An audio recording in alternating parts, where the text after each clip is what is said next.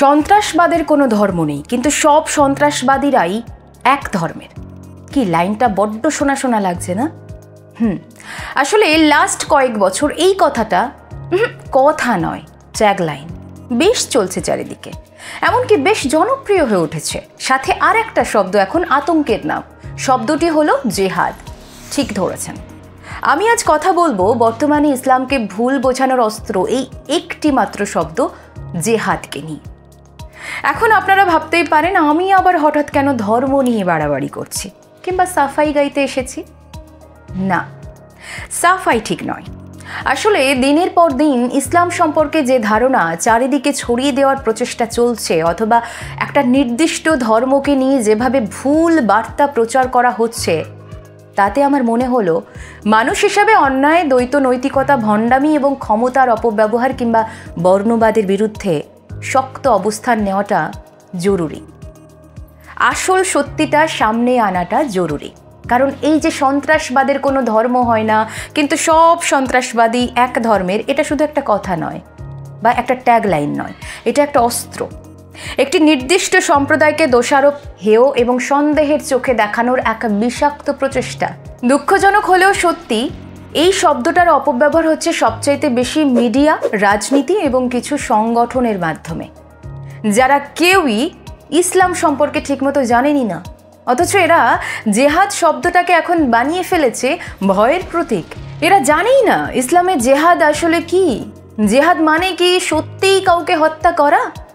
জেহাদ মানে কি সত্যিই সহিংসতা, নাকি মানুষ ইচ্ছে করেই এই সুন্দর শব্দটাকে বিকৃত করেছে?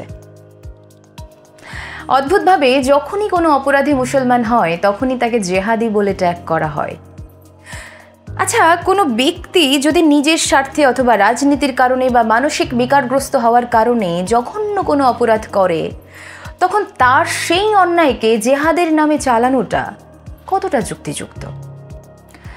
অপরাধকে লঘু করে ধর্মকে কি বড় করে দেখানো হচ্ছে না? অন্যায়টা যেন অপরাধীর কাজ নয়, অন্যায়টার জন্য পুরো ধর্মটাই দায়ী। যেন কিছু বিকৃত মানুষের কুকর্ম 180 কোটি মানুষের পরিচয়কে মুছে দেওয়ার লাইসেন্স পেয়ে গেছে। তাই মিডিয়া এখন অপরাধের মুখ ভুলে তার ধর্ম খোঁজে, এবং মিডিয়া চ্যানেলগুলোতে তার অপরাধ বিশ্লেষণ হয় না, ধর্ম বিশ্লেষণ হয়। আচ্ছা, অপরাধীর কি নির্দিষ্ট কোনো ধর্ম হয়? অপরাধী মানে তো সে অপরাধী, তার কাজই তো অপরাধ, তার পরিচয় অপরাধী। অপরাধে কোনো ধর্ম পরিচয় কেন হবে? অপরাধের দায় তো ধর্ম বহন করে না, মানুষ বহন করে। তবুও আমাদের বর্তমান সমাজ, আমাদের রাজনীতি, আমাদের মিডিয়া, তারা অপরাধ দেখে না, অপরাধীর গায়ে কোন ধর্ম লেখা আছে সেটা দেখে বিচার শুরু করে। একটা পুরো ধর্মকে প্রশ্নবিদ্ধ করতে, একটা পুরো সম্প্রদায়কে সন্দেহের চোখে দেখতে একটা শব্দকেই অস্ত্র বানানো হয়েছে।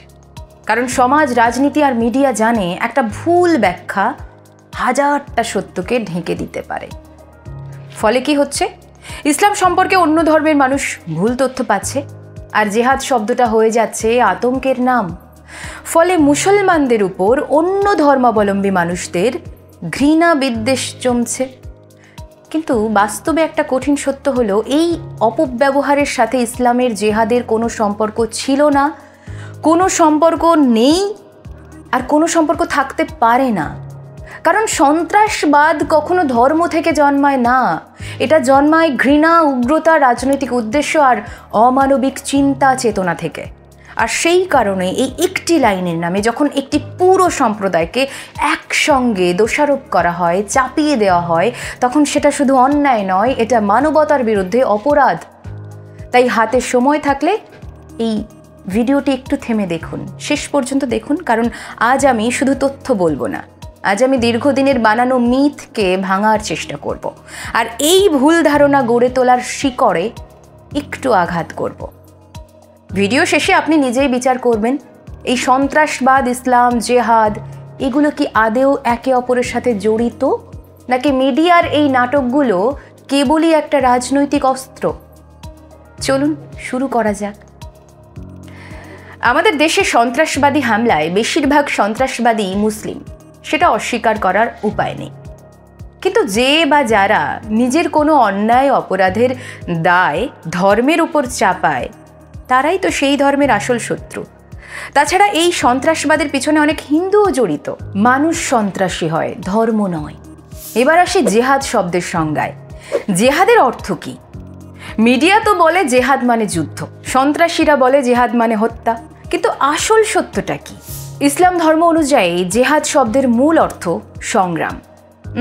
অন্যের সাথে কোনো সংগ্রাম নয়, নিজের মনের মধ্যে সংগ্রাম, নিজের লোভ, হিংসা, রাগ, অহংকারের বিরুদ্ধে সংগ্রাম। মূল কথা হলো জেহাদ অস্ত্র দিয়ে নয়, চরিত্র দিয়ে। জেহাদ মারধর দিয়ে নয়, সংযম দিয়ে। জেহাদ রক্তপাত দিয়ে নয়, নিজেকে পরিশুদ্ধ করার মাধ্যমে পালন হয়। এটাই ইসলামিক পবিত্র জেহাদের মূল কথা।